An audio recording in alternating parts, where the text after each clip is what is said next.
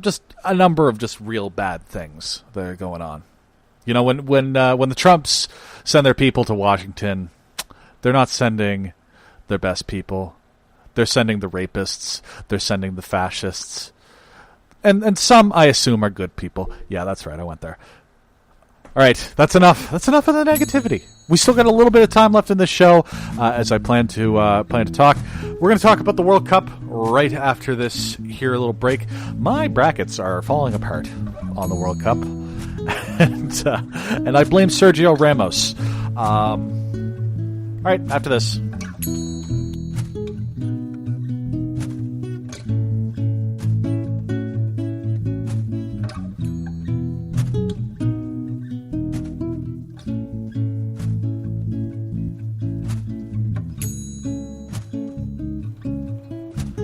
All right, we're in the midst of game day, match day number 2 in the World Cup as you're listening to this right here, right now. I love the World Cup, man. I genuinely do, because it's a great month and a bit of soccer, of football, where I can just enjoy the football. Because I don't have a pony in this race. Canada's not going to be in the World Cup until we host it, and even then, it's a question, I guess, as to whether or not we're going to actually get to have a team in the World Cup. But I think, with them expanding the number of teams, Canada and Mexico will probably get automatic qualification along with the United States, as the host nation usually does.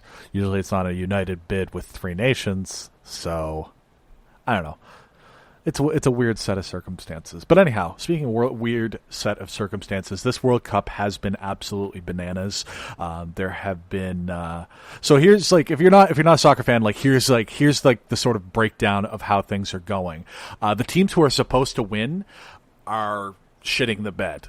The teams who are not supposed to be doing so well are overperforming, and I feel like there's some real upsets are on the cards. I'm going to go down the list here on the groups, tell you who I had going through and how things seem to be going, and just my vague thoughts on things, I guess. Group A: Russia, Saudi Arabia, Egypt, and Uruguay. Uruguay is probably going to get out of this group on top.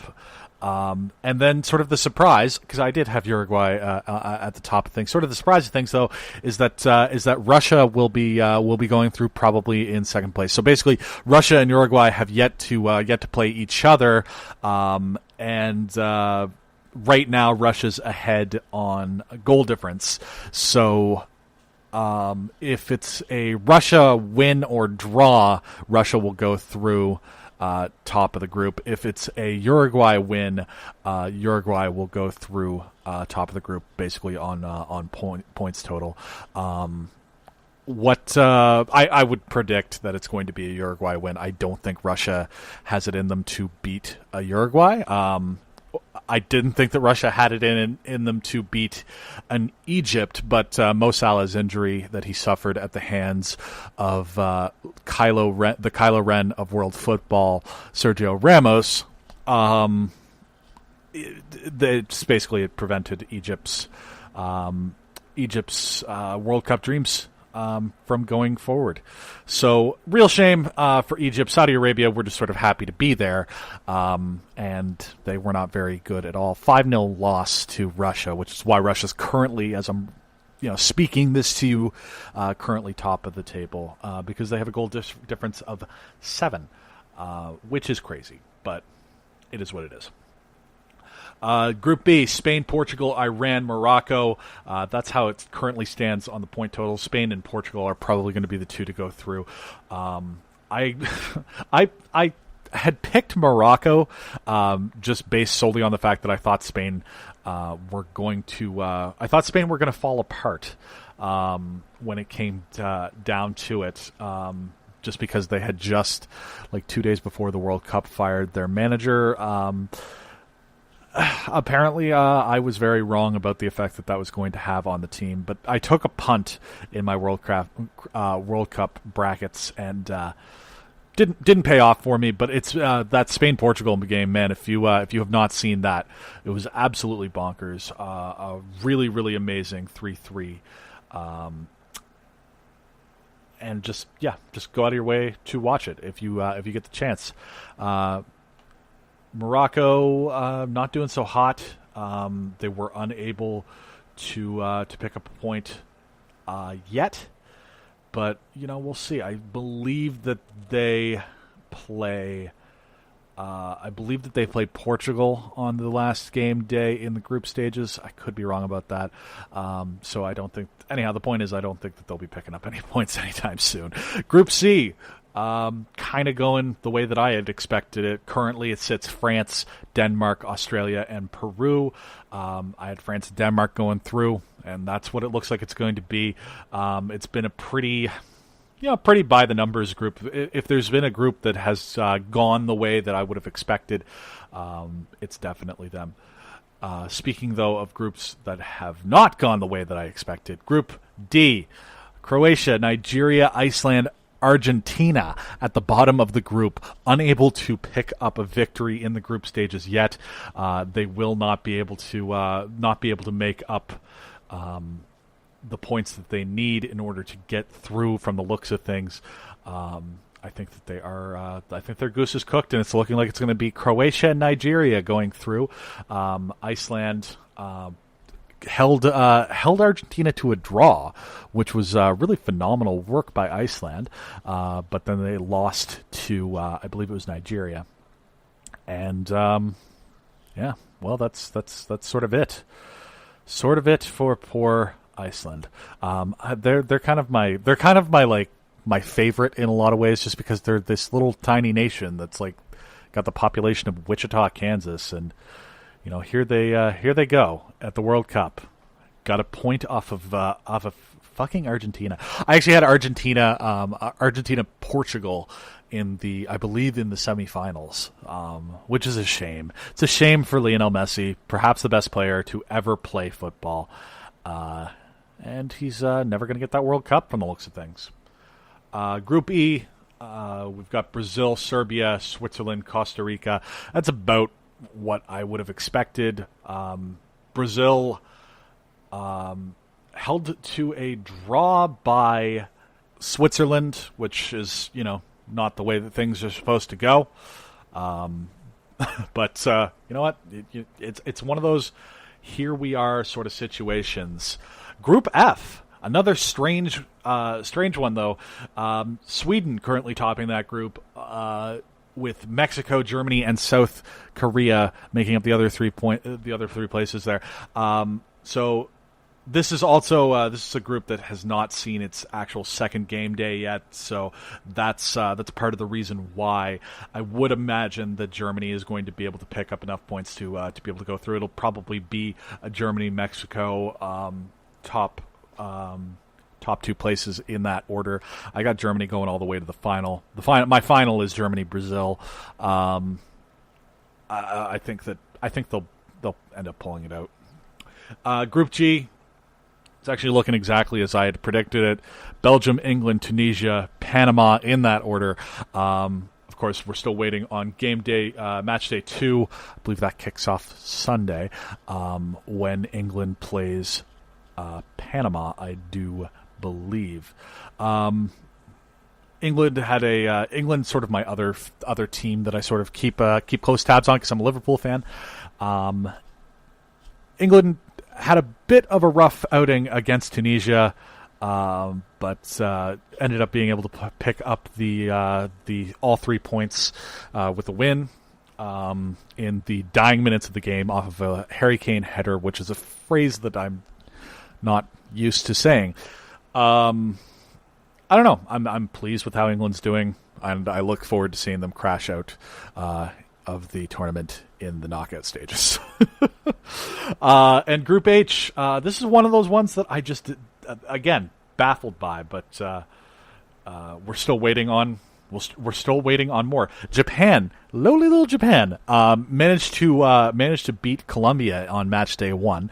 So right now, as it stands, we've got Japan, Senegal, Poland, and Colombia. I think that ultimately this is going to be a group that ends with Colombia trading places with Japan, and Japan coming third in the group behind Senegal in second, just because my boy Sadio Mane is holding it down in Senegal. So I don't know. This World Cup has been absolutely bonkers, and I've loved every single second of it.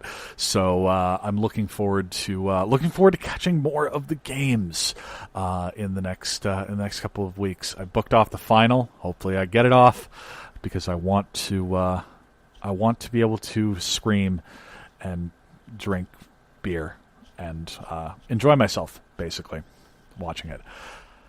I love the World Cup, man. It's just a good time. All right, after this, we're going to do a couple of more things that I'm enthusiastic about these days. Talk about a couple of movies. One that I finally saw Infinity War Part 1. I'll talk about that with as few spoilers as possible, because I didn't get spoiled for it, and I would be sad if I spoiled you.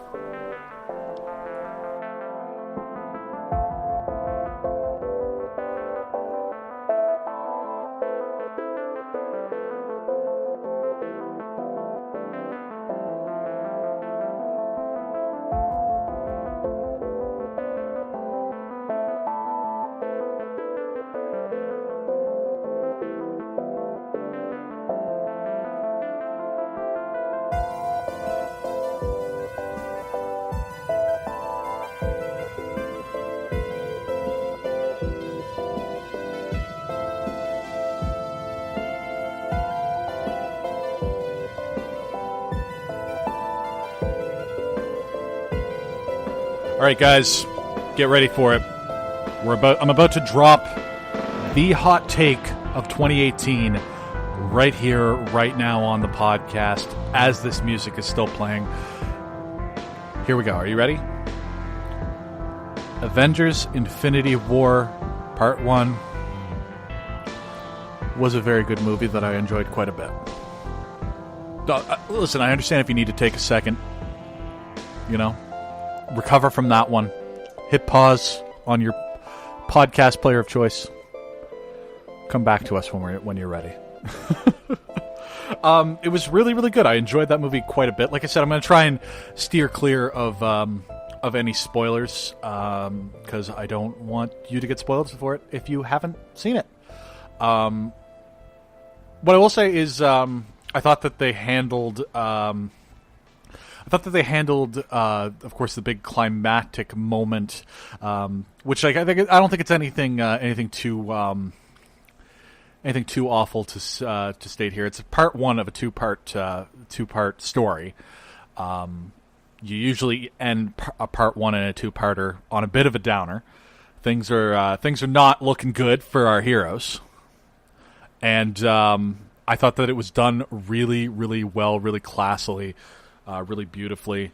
Tom Holland is a phenomenal actor, and his portrayal of Peter Parker is on point.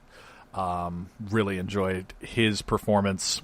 I thought that this was Robert Downey Jr.'s best performance of Iron Man, of Tony Stark yet. I thought that he does a really good job. So like Iron Man, we got into a bit of an argument / discussion about this on the way home. The girlfriend and I did. Iron Man, I think, is my favorite character in the MCU, just simply because he is the most complexly drawn character. Now that has yet to be it's yet to be seen if that changes. Because we are going to get a Black Widow film.